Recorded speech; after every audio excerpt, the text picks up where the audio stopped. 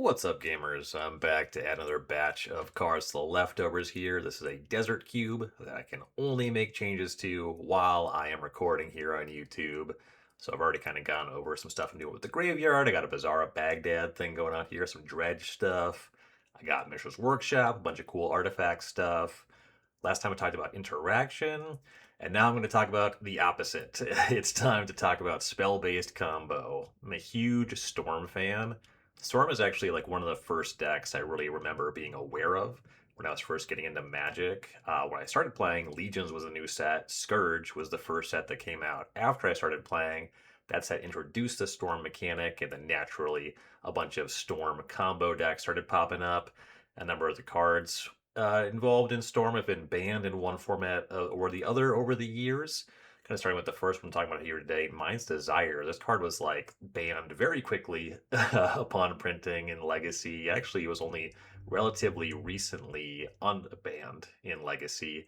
Hasn't really made too much of a splash since being unbanned, and that's part of kind of why I want to have Mind's Desire here.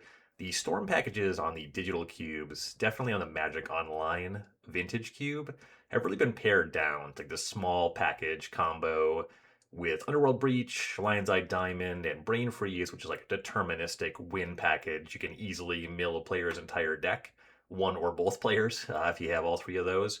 Whereas the Storm decks in the digital cube is definitely in the Vintage Cube used to be more of a combo deck, not a deck with a combo, where so many of your pieces were all just different things you could try to piece together one way or another, and it would never quite shake out the exact same way. And it was always kind of exciting just to see what would happen. And Mind's Desire is like the poster child for exciting things and I don't know what's going to happen. This is just a really fun card. And when I have this in my combo deck, I always feel like I have some shot to win because the range of outcomes when you put Mind's Desire on the stack are just vast. Like you can hit so many different things. There's spells. You can hit like extra mana, some form of ritual, draw cards. You can keep going and playing after. Of course, you'll often look for whatever your other Storm victory condition is. I've Mind's Desired into Emrakul the Aeon's Torn. That was an aspect of the Grixis cube, where like sometimes the version of the Storm deck also had some other ways to put Emrakul on the table. Emrakul is not going to be in this cube. I think that one's a little much for this environment, but Mind's Desire is a sick one. I'm excited to put it in a cube. I've had a copy forever. This is actually like one of the first decks I built just to play for fun was called the Extended Perfect Storm. I built that deck when I was in college for like $100 to play FNM. And yeah, just Mind's Desire is something that I have cast a lot of copies of. It's always super fun and it just doesn't show up too much anywhere anymore. So I do want to be playing with that more. It's kind of crowded out on power level at the highest power environments, but that's it's exactly the kind of stuff that we are looking to give a home in the leftovers here. Of course, some other storm spells, your tendrils.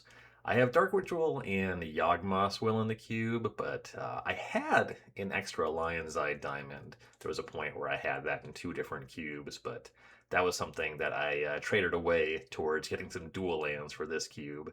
And I kind of like that this environment's going to have Yawgmoth's Will and Dark Ritual, but no LED, so that you have to kind of make it work in weirder ways. It puts you in more spots where you're going to be trying to Mind's Desire into tendrils or like the mana to cast the tendrils from your hand. Whereas once you have the full package, Lion's Eye Diamond really only goes in one deck, and then you kind of get the easy tent spell turns where I want like the weird Mind's Desire for a very small amount and to see what happens kind of decks to pop up more here. That stuff is always really fun for me. And then when you have an indeterminate amount of Storm, Empty the Warrens, this is one that is easily crowded out at higher power levels. This card has not been strong enough for Vintage Cube really in a long time. Certainly for like the 540 card Vintage Cubes. It's really tough to get too many goblins too quickly, and there's so many things that answer this. Like Empty the Warrens is actually generally vulnerable to a sweeper, your Day of Judgment, your Damnation, whatever. And that's part of what I like about it in this cube is that there's going to be some fast mana stuff. Like you can just Dark Ritual this out, cast some kind of mana rock, Felwar Stone, Dark Ritual, Empty the Warrens, maybe some other 0 mana thing or some cheap thing or some more rituals I'm going to talk about today, and get like 8 to 10 goblins very quickly. And that's strong, but often not insurmountable, which I think makes Empty the Warrens kind of chaotic, kind of charming in the space. So very, very much in line with what we're doing here on the leftovers. And then Thousand Year Storm. This is a cool one. I used to really like playing this one in Vintage Cube, where this is a card that turns all your cards into Storm cards. At 6 mana, you're certainly paying to get it set up. Last time I talked about interaction, there's a decent spread of enchantment destruction in the cube, so you'll be able to answer Thousand Year Storm often enough. And then if you don't, this one is a lot easier than Tendrils of Agony to set up lethal, just because you get to storm off with cards you put in your deck anyway. So you'd still play the same kind of like draw spells, rituals, whatever, and then your Lightning Bolt just has Storm at the end of Thousand Year Storm. So this is a card that makes the stock of a card like Collective Brutality go up a lot, where you have kind of like your disruptive element, where you can look at your opponent's hand, make sure the coast is clear to set up for your combo turn, and then Collective Brutality, getting Storm from Thousand Year Storm is actually like a win condition. And that can all be stuff that plays into like a Yawgmoth's Will setup and payoff. So this is a card that's like a very loud build around, and it just has a lot of support here if I have like more natural Storm decks as well. So you'll certainly still play Mind's Desire in the same deck as Thousand Year Storm. They both will set up some kind of combo deck that can win on their own, and then they do actually also play really well together because you can Thousand Year Storm to make more copies of your Mind's Desire, or you can Mind's Desire into Thousand Year Storm, and then you have a wider range of hits that can actually win the game. So we're talking about building full-on combo decks here. A lot of moving parts, a lot of chaos, a very wide range of outcomes, and some powerful stuff happening here. And you do have to generate a lot of mana to make these decks really work. So you're like building an engine with an unreliable output. You're never sure what's going to happen, but it is often pretty exciting. So I love this stuff. And then Monastery Mentor is one that's a little bit more forward in its output. 3 mana, 2/2 prowess, makes 1/1s with powers when you cast non creature spells. This is a card that is. It makes enough sense to put it in a cube that has any kind of storm support because you will trigger prowess with a lot of the stuff that you're using to set up in your storm combo deck. But then it doesn't always make a lot of sense to put white mana in your storm deck. Monastery Mentor like plays fine if you're just a blue-white deck, if you have some cantrips. Like I'm usually pretty happy if you're blue-white to have Monastery Mentor in your deck that has Time Walk and or Ancestral Recall. So like it makes enough sense at the high-powered cubes, but it's like not the best thing to pair with any of that stuff. It plays well with it, but it's always been something that has fallen under a bit of scrutiny for me. It's never quite been the most appealing thing to do when you have all this spell-based stuff, one big turn, kind of casting a lot of spells. Like a Boros Monastery Mentor deck doesn't often make the most sense because you don't really draw extra cards. You really want to draw extra cards with an effect like this. But it is strong. This card has certainly had its day in constructed, and it's one that I'm going to try out here. It's never been up to snuff for like a tight Vintage Cube environment for me. At 360 cards, because this card just doesn't really play with other white cards, it is looking to largely be in blue-white decks or have stuff like Mishra's Bauble or some other interactions that don't necessarily matter for a lot of other white cards. But I think it's one that I'm probably talking about more than a lot of people would think, because I think a lot of people are just more happy playing this card generally. But the copy that I've had has not really found a great home anywhere else. So gonna show up here and be another angle for these big turn combo decks, or just like a creature you can play. In a Desert Cube, I think Monastery Mentor looks more appealing than some of the cards that you're almost forced to put in your deck just to make a deck function. And then one of the cards on my first video was Channel, and thought that I had as soon as I put Channel in the cube, like this cube should have a Fireball. Fireball is a card, a category of card, just like the deal X damage, potentially close a game spell, that I intend to do a podcast on at some point, because I always like having a small peppering of this kind of reach card that plays in a normal game. You can use Fireball as removal, but then it can actually like be your payoff to win the game. The Channel Fireball combo, like the first combo deck in Magic, something that's really clean that can just end a game. And I think that that's a lot more charming than Channel Emrakul. That said, how Emrakul is not going to be in this cube. But Fireball is just a card you're happy to put in your deck. So having just some of that in Desert Cube is pretty appealing. And then having actual combo space for the Fireball is pretty nice. There's also going to be some texture of the mana generation in the cube, be it with Thousand Year Storm, or I talked about how Candelabra of Tawnos is something that's going to be supported in this cube, and a little bit more in that space when we're talking about today. Like, you can generate a lot of mana, and just having something to do with it is very good. So Channel is not the only way to pay off a Fireball for sure. So this is one that I am hopeful will do some cool things in the cube. And then we have some mana here, of course. Some classic rituals, Cabal Ritual to go with your Dark Ritual. Great stuff to have in your Yawgmoth Will deck. Also useful for powering out Yawgmoth's Bargain. Seething Song, more in that space. Lotus Bloom, one that's pretty slow for powered cubes, but this is a cube that has powerful cards but isn't powered. That makes Lotus Bloom more at home. This is really good for powering out 6 mana spells like your Thousand Year Storm, like your Yawgmoth's Bargain. It's one that I expect to be a relatively high pick here. Just the mana output and the presumption that you'll play some games that'll take multiple turns, so you'll have some time to set up here.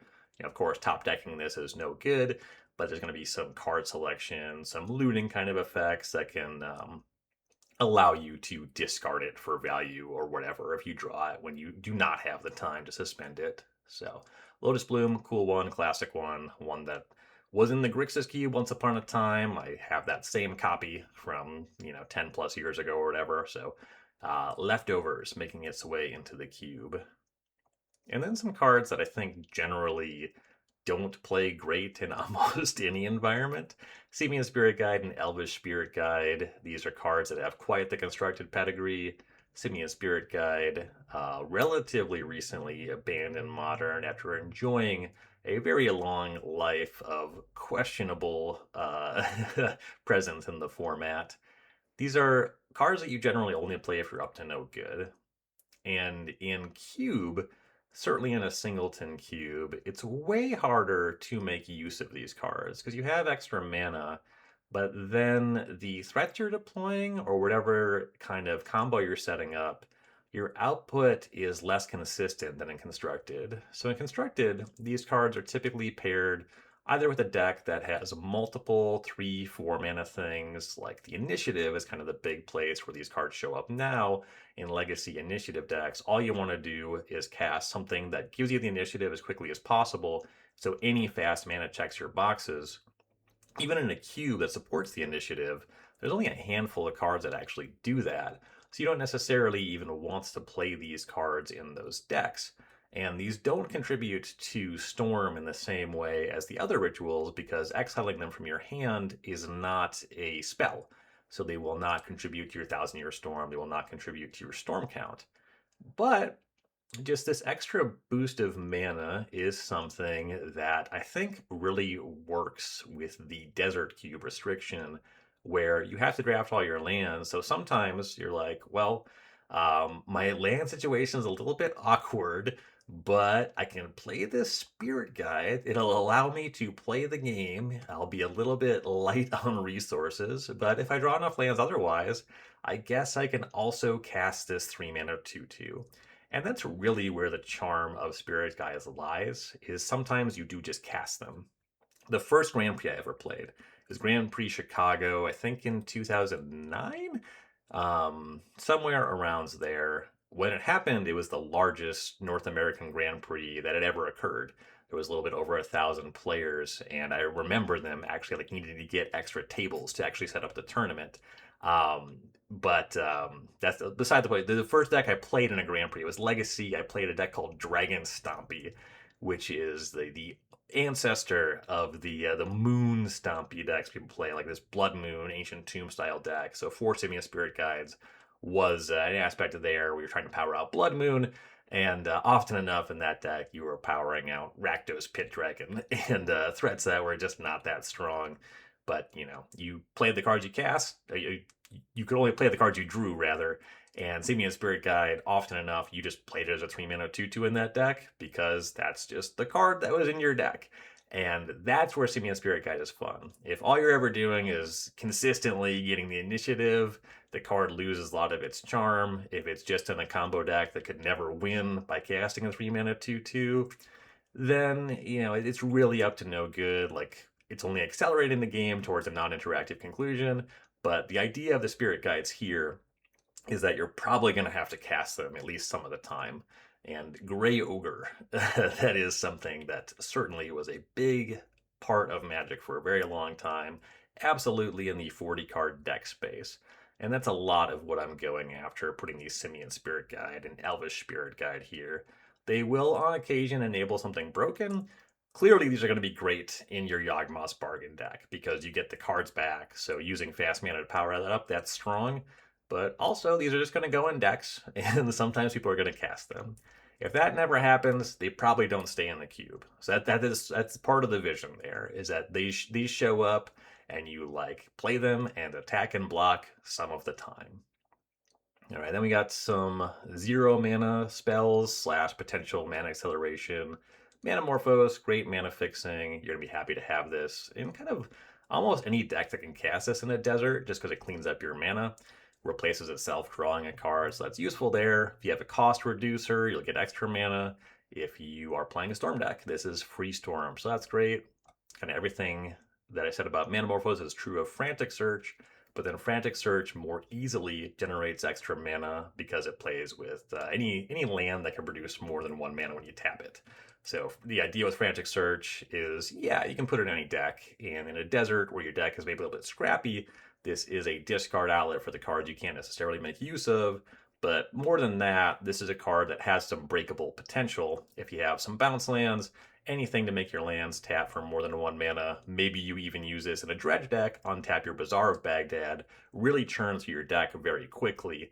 Frantic Search is a card that often, if you just put it in your deck to cast it, you're in trouble. Like, this card is not legal in a few formats. It was one of the first cards that was banned in Pauper. And the idea is it's so good at facilitating combo, but it's not very good in fair decks. So this is another one that varies in quality pretty widely from deck to deck, game to game. But it absolutely is a very nice card for these full-on combo decks that are trying to find a lot of bits and pieces, and just being a 0 mana storm enabler, that being the floor there. We're trying to set up an Empty the Warrens or a Tendrils of Agony is pretty good, and then the ceiling on this card is just through the roof. And I think that kind of like the Simian Spirit Guide, it's part of the idea is I like this card here because I think there's some charm in the floor, and I hope and expect games to happen sometimes where you cast this card and it's not very good, but it was a spell you can cast and clean up your hand. And then sometimes you'll play some games where this is broken and it really sets you up to go off. Turnabout is another card in that untap lands. This whole free spell mechanic from Urza block. Untapping lands. It is clearly something that's up to no good, and this is one that generates extra mana. Either you can untap artifacts that make a bunch of mana, get some mana boost from that. You can untap all your lands if you have more than 4 mana worth. This is one that doesn't necessarily require you to have lands that tap for extra mana, so long as you have more lands than can generate 4 mana. Like if you just have 5 lands, turnabout gives you an extra mana that way. And you can also use this to tap your opponent's stuff. Tap their creatures to buy a turn, tap their lands in their upkeep so that they can't cast any spells, or tap them out in their end step so they can't cast any counter spells in your turn. Some play to this one. It's a card that mostly you cast the turn that you're winning the game, but it has some other stuff going on, and it just is another classic one. You're really happy to have this in your 1,000-Year Storm deck, and it plays with the other Storm stuff too. Anything that you can play before you empty the Warrens makes it so you're more likely to make enough goblins. So Turnabout, another one like Frantic Search, where the floor is, it does something, but then the ceiling is really powerful. Recoup. This is a card that you used to see play in Vintage Constructed. This is from before the days of Snapcaster Mage. This is a sorcery with flashback that gives a sorcery flashback. And then this is kind of useful with some of this other combo stuff. I suppose that a lot of what I have going on here is instants. Like the rituals in the spread here are instants, but recoup is significant for the payoffs. All of these storm spells have flashback. So if you have a way to get them in your graveyard, even if it also puts the recoup in your graveyard, because the recoup has flashback, you can get more access to those storm spells. So it's pretty welcome in the big like full-on combo deck with all the different parts trying to do a big combo, however they come together in your deck. So recoup plays in that space. Going to be useful. Some of the vision, I have it in my head that there's probably going to be a way to build a storm deck that does some amount of dredging, and recoup is a way to kind of hold that deck together to play more directly fully out of the graveyard.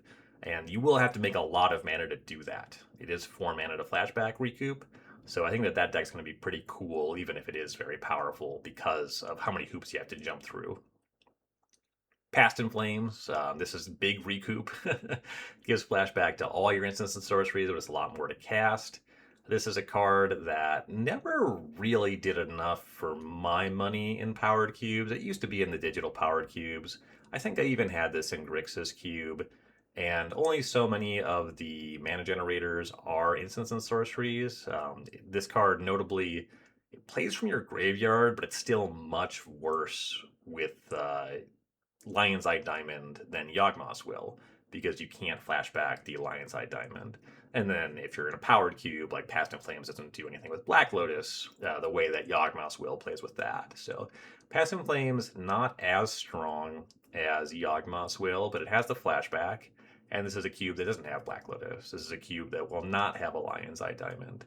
So you're more likely to just cast some rituals, and then as long as you have a little bit of mana floating, you can Past in Flames, recast your rituals.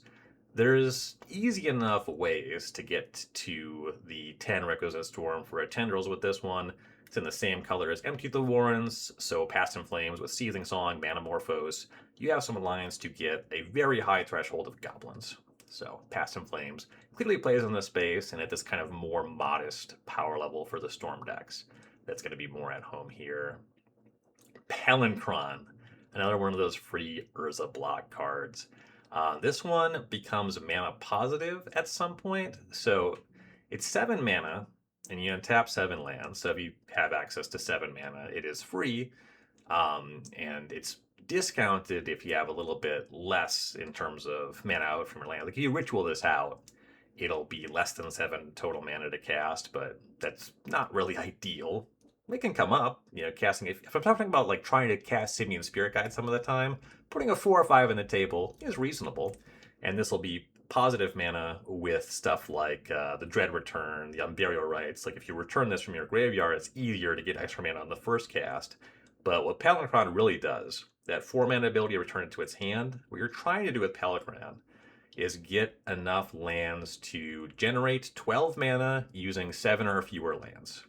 Because the Palinchron untaps 7 lands, it costs 7, it returns for 4. So that's 11 mana. Once you have a 12th mana, you can keep casting Palinchron. When it resolves, enters, return it to your hand. You net 1 mana every time you do this. If you can make exactly 11, then you can just get Infinite Storm. But that's the idea, is like this with some kind of way to generate 12 mana using 7 or fewer lands will give you just infinite mana for a fireball. And as long as you make at least 11 with 7 or fewer lands, this is Infinite Storm. It'll play with all your storm spells.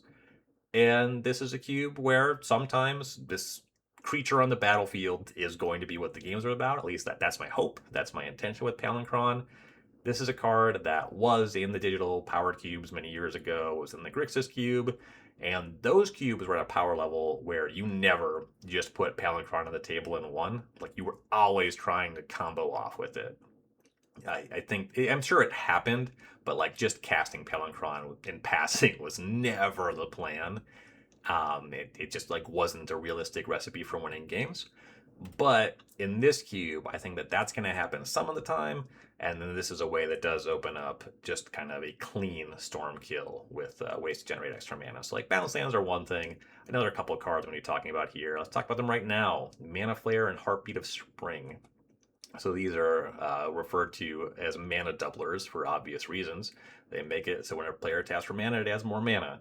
And these cards are pretty funny because they tend to correlate very strongly with the game ending, but not necessarily as strongly with you winning the game. If you put either Heartbeat of the Spring or Mana Flare on the table, it is likely, with the extra mana generation, that a player will win very quickly. It is not a guarantee that that player will be you. If you just pass the turn casting one of these, if you just do this on turn 3, even if your opponent's on the draw, they untap, make their land drop, they have access to 6 mana. So they can do something pretty threatening. And something that they can do that is not even that strong, but will be really punishing for you, is cast some spell, maybe a creature with power toughness, and then something that destroys your mana doubler. You're like probably going to lose that game if that box is checked, which is like not that unreasonable for your opponent to do. Some of the games are going to be kind of combo mirrors. If your opponent is casting any of these big 6 mana spells as well, it's going to be ill advised to just jam these. The idea is that you want to play your mana doubler and then immediately go to work and try to combo that turn. You want to have a couple extra lands around, which you can then use some of these mana on tappers. If you have a couple more lands on tap when you mana flare or heartbeat, you can tap those for 4, use your turnabout, get your mana going that way, maybe then immediately Palinchron for infinite mana, or use something like Candelabra of Tawnos to immediately untap your lands, Frantic Search immediately as kind of a ritual with these cards, and trying to win that turn is the idea. For that reason, having 2 might be excessive. It seems likely that 2 is too many, and oftentimes with these cards in cube, 1 is too many because it just happens. Somebody just casts them and thinks, well, either they think that they can win in a situation where casting them just loses the game on the spot, or they just have to make that play. Like if you're under some pressure and it's like, well, the only thing I can do is mana flare and hope to get an extra turn, you almost never get that extra turn. So we'll see if these ones stick around. I think that they are really important as far as making Candelabra of Tawnos playable, just having some more stuff in that space. Though the bounce lands are useful, these are the cards that are really going to put the Palinchron over, and I don't think I'm going to have the threshold of islands to do something like support High Tide. So I'm certainly interested in something in the mana doubling space. I really like the card Mirari's Wake. That one is more fraught because it's green and white. So it becomes pretty difficult to have the requisite mana to have a full-on combo because you just need to touch on so many different colors. So that enters really weird space. I am already putting green into Storm a little bit by having the Cadaverous Bloom and the Squandered Resources. So it makes a little bit of sense to have Heartbeat and try to do more combo there. Also, green's going to have some really big creatures to cast, like the Woodfall Primus. So it's conceivable that you can Heartbeat and try to play a normal game. I would advise against it. I don't know. I'm going to feel these ones out. I'm going to see how these ones look on the sheet. And, I've certainly played with these cards enough to know that they are a liability to cast. But if I'm going to put them anywhere, it's going to be here. This is one, Mana Flare I have from the Grixis Cube. Heartbeat of Spring is something I picked up for the Time Capsule Cube because I wanted to make some combo stuff work in that environment. And Heartbeat of Spring is a card that showed up in combo decks in kind of the early days of PTQ grinding for me with, what was the card? Early Harvest was the card. It was like a deck that was based around getting a lot of basic lands in play and untapping them. And I don't think I can quite make that work. That involves a lot more moving parts. But there is the skeleton of a full-on combo deck here, and Heartbeat of Spring is a potential way to hold that together, and it's something that I have some nostalgia for. So I'm going to put it on the list, and we'll see if it sticks around. Scroll Rack, I have a beat to hell copy of Scroll Rack that I've had from the Grixis Cube. This is kind of funky card selection. It gets cut from cubes every time I try it because it's kind of inefficient. It used to show up in powered cubes with the Storm combo decks. It is pretty useful. I don't know. Powerful is not quite the right word because I think that this card is often underwhelming. But if your hand gets gummed up with lands, the Scroll Rack can reset your hand. And if you have any way to shuffle, you can get rid of those. Scroll Rack is often useful for a deck like Reanimator, or even in the context of what I'm talking about today. Like if you have a Mind's Desire and that's how you're trying to set up a lethal tendrils, sometimes you want to Scroll Rack to put the card from your hand into your deck to try to Mind's Desire into it. That's a thing that you can do. I think that this card is cooler and more liked than it is powerful, but those are plenty of reasons to put a card in a cube. It's not one that I think that I would value very highly, but if your deck is built around a very small number of things and you need to get access to those things quickly, Scroll Rack can be a lot of looks towards finding what you need. Kind of the weak thing about it is it's just really without the shuffle, without the way to reset your deck, the first activation does a lot, and then future activations don't do very much. Or with a card like Sensei's Divining Top, you're always drawing a card every turn and getting a little closer. With Scroll Rack, if you like keep playing your lands, you don't have more cards in hand, so it's like harder to get deeper into your deck. So this is one that might not stay in on power level, but I do have just this chewed up copy that I don't know, I can't really get rid of it for anything, so I'm gonna try it out here. Lim-Duel's Vault, speaking of cards that aren't worth very much. So I don't want any explicit tutors for these combo decks. There's going to be some amount of searching and shuffling and tutoring in the cube, but I'm not going to have Demonic Tutor, which makes it harder to Yawgmoth's Will. But I was going through my collection. I have this Lim-Duel's Vault. This is a card that sometimes shows up. I believe that they had this in the No Holds Barred Vintage Cube of Magic Online when they rolled that out. And it's just because this card, it is useful for exactly one thing. You look for a specific card and you can get that card. If you need extra cards, you might be in trouble. Like this card is trying to find one thing, and ideally that one thing wins the game. Because what you do, you look at your top 5 cards, you can put them on top of your deck in any order, or if you don't like them, you can pay a life, look at the next 5 cards down. Eventually, you shuffle your entire deck except for the last batch of 5 cards you looked at, and then you can put that batch on top of your deck in any order, but you have to keep all 5. So it is so unlikely that you're just going to find a group of 5 cards in order in your deck where it is worth going down on a card in your hand to actually keep them on top and find something specific. Like this is so much worse than Vampiric Tutor because it costs multiple mana. And then also you get a little bit of selection, but not really. More often, you're confirming that any other card that you want is nowhere near the one card that you need. So it's so hard to play a regular game. But if all you want to do is find one card, and you think that that one card, by drawing it alone, is going to give you a shot to win the game, is going to be your best shot to win the game, Lim-Duel's Vault's great for that. So this is a card that can go and find your Yawgmoth's Will. And it's so much weaker than Demonic Tutor because you still have to draw the card from the top of your deck, right? This does not put the card into your hand. And so you don't have access to the line where you Demonic Tutor for Yawgmoth's Will, make a bunch of mana, Yawgmoth's Will, flashback your Demonic Tutor. Flashing back Lim-Duel's Vault is not useful in the same way because you still have to be able to draw the card. So it does not play as nearly as strongly in the deck. This card underperforms every time it shows up. I'm going to try it out here, or at least going to put it in the spread because it's a card that certainly screams leftovers. Like it's not strong enough for anywhere, but there's some combo stuff here, and I'm going for kind of the B tier for a lot of it. And Lim-Duel's Vault is firmly something that you would find in your fridge that you never got around to eating. So very much a leftovers style card. Gamble. All right, so Gamble. This is closer to Demonic Tutor because it does put a card in your hand, but then you discard a card at random. As far as flashing something back with Yawgmoth's Will, this one is awkward because you can gamble for Yawgmoth's Will, but then you might discard it. And then if you Yawgmoth's Will and then cast Gamble from your graveyard, you might discard the card that you searched for, and then it's exiled, so you lose access to it. So this does not roll up the combo decks. It gives you a chance to roll some dice and maybe set them up. But it does then play in the wider space where you have to recoup something. Like you can gamble for a sorcery you want a flashback if you have access to recoup.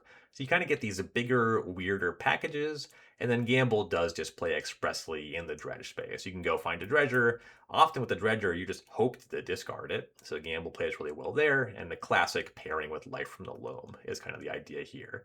I'm pretty excited to see where Gamble shows up and what people Gamble 4.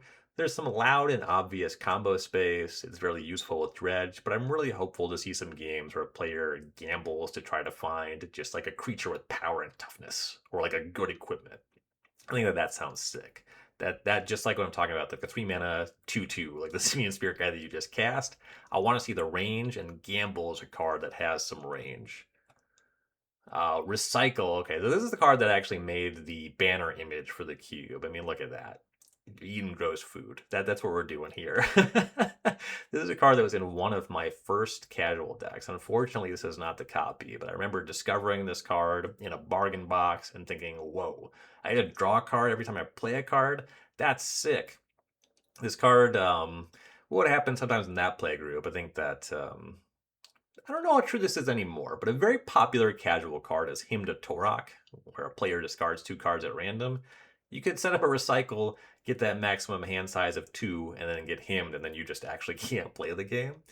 But if you do get to play with a recycle, you can just churn through your whole deck very quickly, playing 1 card at a time. This is another card that's really going to push green into that storm space, going to play really well with Cadaverous Bloom and with Squander Resources.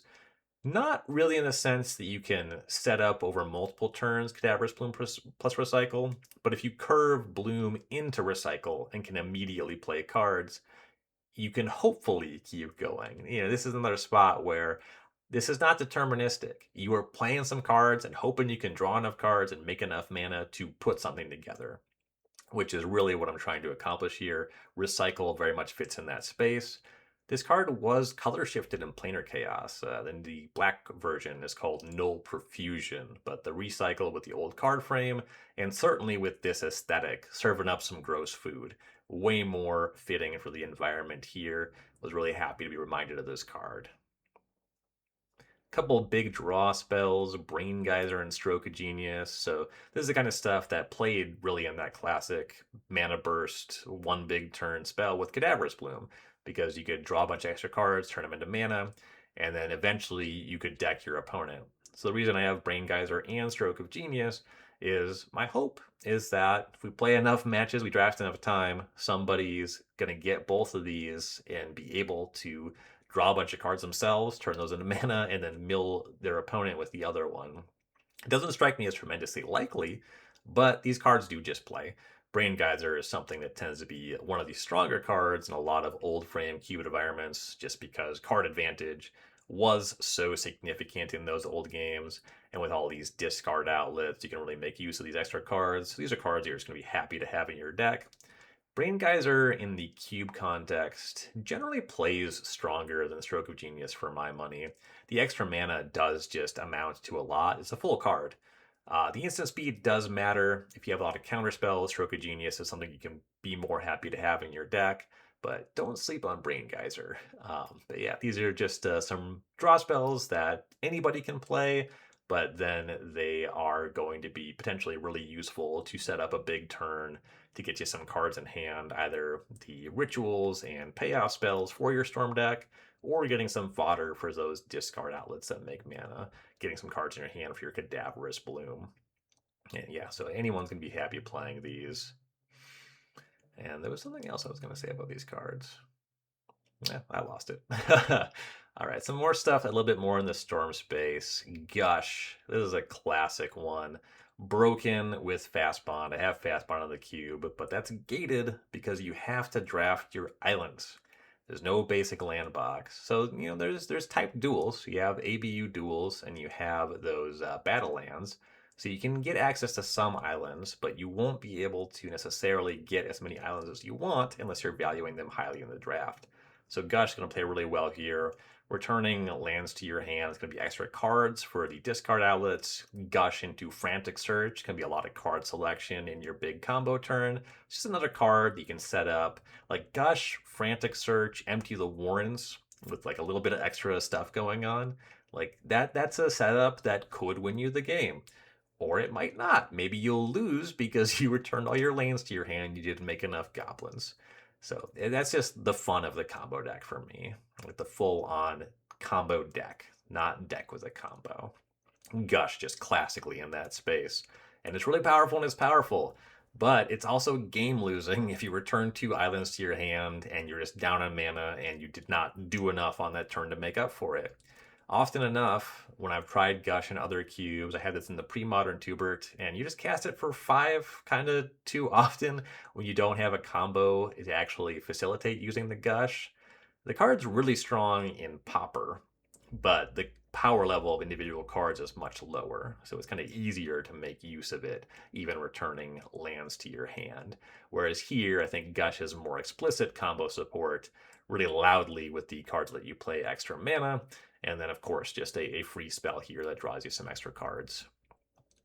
Meditate is a card that I think is pretty questionable to just put into your deck, but it's a really cool one that I remember really liking when I started playing the game. I don't think I've ever actually cast this, but I've thought about casting it so much. 3 mana, instant, skip your turn, draw 4 cards, skip your next turn.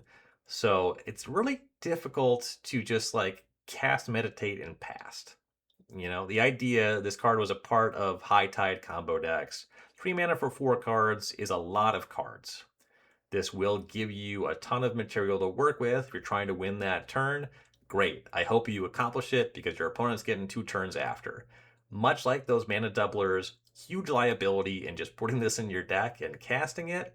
But if you're getting into that Cadaverous Bloom space, just making some extra cards in hand so you can generate extra mana, this is a card that could be significant to play in those decks.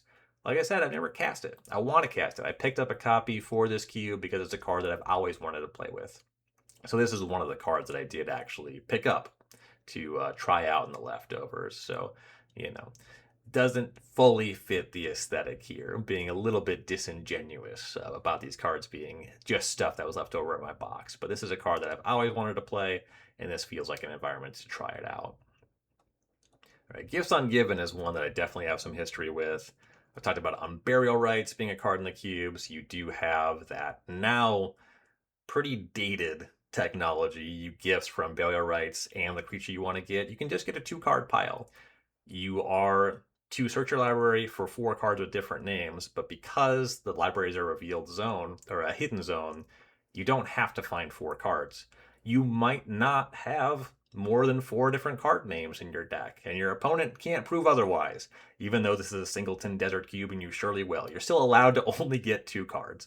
So you can gift from Burial Rites. And then also another, I guess, dated but less dated interaction is gifts for Past in Flames and some rituals, something that the modern blue-red storm decks used to do. That's something that's going to be a part of this cube. And then what I hope comes up, in that vein of the floor of cards, the range of cards, Gifts Ungiven for 4 cards and see what happens. That's something that I am hopeful will happen in this cube, and I'm hopeful that the player casting the gifts is happy with that exchange. But then there's also stuff like Life from the Loam, Gifts Ungiven, opens up a lot of packages. I have the Academy Runes, I have the Volrath Stronghold. Those are packages that, given a little bit of time, which I think you'll have against a lot of the decks in this cube, you'll be able to set up whatever you want. Find any creature, find any artifact, set up a way to infinitely recur them over infinite turns. You won't get the infinite turns. What I mean is if you have enough time, you can get whatever you want with the Gifts Ungiven. So this is not demonic tutor for what you want and set up immediately. This is get the right package of cards where the Gifts Ungiven can find them. And I expect the Life from the Loam to be heavily contested. Volrath Stronghold is a very powerful card, probably going to be pretty heavily contested. Academy Runes is more specific, so you're probably more likely to get that one. And so gifts for a bunch of artifacts, if you have the Academy Runes, that is something. But just kind of a card that has a number of different value packages and combo implications. Value packages and combo implications that are going to be present in this cube. And then just like the random gifts for value pile is something I'm hopeful to see as well. Windfall is another one that I've thought about casting more than I've actually cast. I think that it's probable that I've actually cast a Windfall, but this is one that just always ends up on the chopping block, never makes it into my cubes, because if I'm playing with this card, usually it means I'm looking at Wheel of Fortune Time Twister. This cube's not going to have Wheel of Fortune or Time Twister. There's going to be a Draw 7, but it's just not those ones, not the most premium ones. The thing about Windfall is you just don't know how many cards you're going to be able to reliably draw with it because it's only the most cards a player discarded. So you hope to make a bunch of mana while your opponent still has 6 or 7 cards in their hand, but if you top deck Windfall, it can just be totally useless. And it's a card that's going to interact with like your Gush. You can put a lot more cards in your own hand with Gush. That's a double-edged sword though, because your opponent's going to be drawing more cards. So ideally, you're using this to win the game that turn, but also it's a card that, depending on the texture of the game, you could cast it for value. Maybe you were just better at emptying your hand than your opponent, so you can draw extra cards. This card can be broken. This card can be nothing.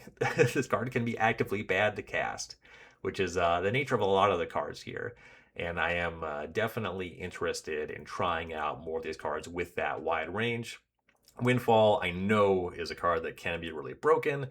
It is going to have a very high ceiling, but it's one that I just never really get to play with because anytime that I would play with a card like this, it gets crowded out by stuff that is more explicitly powerful. So this is an opportunity to give this card a home. I have a copy that I was not realistically going to play anywhere else, and it fits here, if I'm going to be supporting this style of full-on combo deck. Okay, so Memory Jar is the draw 7 is just going to be here. This is another card that was emergency banned. Uh, very powerful, responsible for one of the most broken standard decks of all time. This is a card that you are just going to be happy to put into your deck. The thing about it, though, is that unless you have some really strong mana generation, unless you set up something like the Cadaverous Bloom, like these squandered resources to make mana immediately, you'll often have to cast Memory Jar and pass the turn. It's going to give your opponent a turn to use some kind of artifact destruction to get the jar off the table. A little bit of variance in drawing your 7 cards and needing them to be strong to try to win that turn, but the Memory Jar is more forgiving than some other stuff in that space because your opponent doesn't actually get access to their cards. So in some games, Memory Jar is actually stronger than Wheel of Fortune or Time Twister. So it's a really strong card. I have an extra copy because I tried this out. I think this was in the Time Capsule Cube. I was eyeing this as an option for the pre-modern tuber. It just kind of doesn't fit any of the decks there. And so yeah, I have this Memory Jar. This is home, like absolutely all this classic spell-based combo stuff. Memory Jar is still in my vintage tuber, even at 180 cards, just because the output, the ceiling here is so high. But this is an environment where it's a lot harder to set up a really strong combo deck. And with all of the artifact interaction in the cube, I think Memory Jar is going to be less reliable in this cube. It's something that might end up being just really strong. Clearly, turboing this out with Mishra's Workshop can be messed up. I do want there to be that range, though. I do want you to sometimes do broken things here. Memory Jar is one that might end up on the chopping block for being too strong, but I have an extra copy. We're going to try it out here. And Mind Over Matter, yeah, another broken card. This one, I guess, it's never a game-losing play, but Mind Over Matter is a card that you're only casting if you're up to no good. So you can discard cards to generate extra mana, is historically a lot of what this card does. And then with whatever your draw spells you have, you can gas back up, keep using this Mind Over Matter. This is just a full-on combo card. It is a little bit of redundancy for Cadaverous Bloom because you can discard a card to untap a land. If it's a land that taps for more than 1 mana, this one kind of does more with a bounce land than Palinchron, which needs a little bit more help to be fully functional. But Mind Over Matter with just 1 bounce land then turns 1 card into 2 mana. This is a card that I've never played with. I've always been aware of was really broken. I believe this is currently still banned in Legacy. It's a card that just wasn't legal anywhere, even when I started playing. So I want to try it out here. It's just a card that's kind of like classically powerful in this spell-based combo space, which is something that I'm looking at fleshing out here. So good to try out Mind Over Matter here. Card I never played, so a little bit weird in the leftovers, but sometimes you look in your pantry or your fridge and you have food that you have no idea where it came from. So we got the retro frame anyway, so it'll be at home here. And then Mind Over Matter, I think that this is a commander thing. I can't think of where this would have been played, but it has an interaction. There's a card called Temple Bell, which is a 3 mana artifact. You tap it, each player draws a card. So you could use Mind Over Matter to have both players draw their entire deck. I don't really want to do that, but I do want to have some thing that you can untap to draw extra cards. I'm really thinking about if I want to try something else in this space, but I at least have slotted just a looter effect. I had a Thought Courier in my box, just a Merfolk looter that's a human wizard. It has the newer card frame, the modern card frame, so it's a little bit less at home aesthetically with these old frame cards, but it literally is leftover was in my box. So with Mind Over Matter and Thought Courier, you can draw through your entire deck. This is something that you can conceivably really easily convert into a Laboratory Maniac win, provided you have enough cards in hand to generate the requisite mana to really close. So that's just a small package here. The Mind Over Matter, a potential really busted mana generator. That's something that could really fit in with this double draw X package with the Brain Geyser and the Stroke of Genius. And then Thought Courier, just a little nod explicitly to Mind Over Matter, but also just a card that classically, this kind of effect, always really good in 40 card decks. So some stuff with just reasonable floors and modest ceilings, some stuff with floors falling out and ceilings through the roof. A real range of power levels here in the spell-based combo space.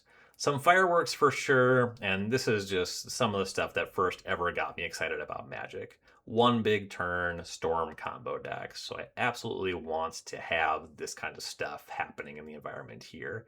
So, this might be a little bit in the solitary space where one player is taking all the game actions, and that's why these cards really don't show up in a lot of cubes. A lot of players don't have an appetite for this, but I do, and I'm having so much of this stuff that I think it's realistic that multiple players at the table end up in a spell-based combo deck. And it's certainly possible that this is not going to be for everyone for that reason. But then also some of this stuff is so scrappy that I think you find yourself rooting for the combo player too.